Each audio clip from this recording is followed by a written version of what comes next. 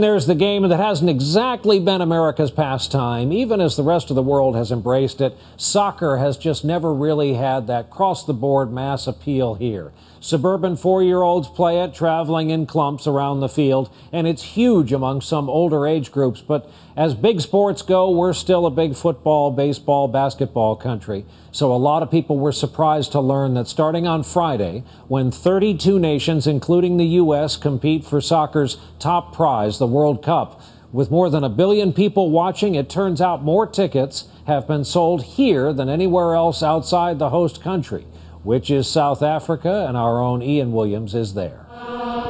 This just might be a team that surprises the world,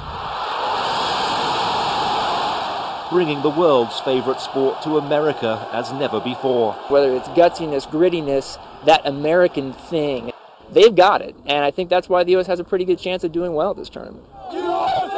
America's never shared the world's love of soccer, though you'd never have thought that by the team's send-off to South Africa. The biggest cheer for Landon Donovan, the veteran who's become the international face of US soccer. We've developed a confidence, a way of playing that we're very comfortable with, and we're going to give it everything we got.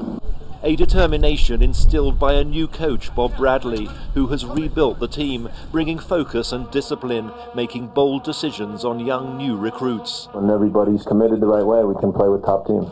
And they're no longer intimidated by soccer's giants. 17 of the 23-strong squad now play in Europe, 7 in England, giving them a good measure of the talented but temperamental English team they'll play in their Saturday opener.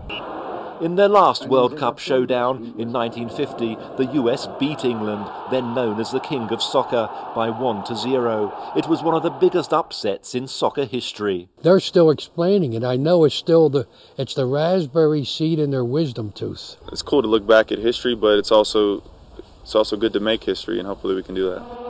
If there's one thing sports writers do agree on, it's that the US team shouldn't be underestimated, that they do have the ability to surprise.